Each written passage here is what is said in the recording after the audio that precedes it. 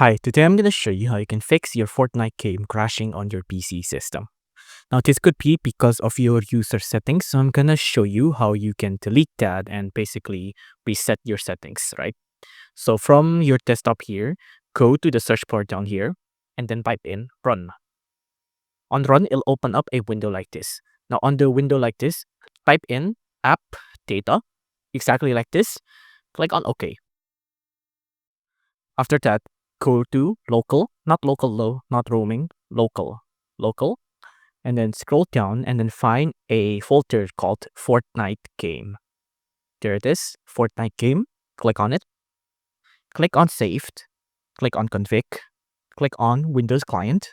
And usually there's a lot more file here, but right now I only have game user settings.ini, so you could find it easier, or you can see it easier rather.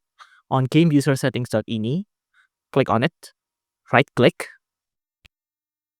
On right click, you can see this delete button. Click on delete and you're done. If you like this video, please consider liking and subscribing.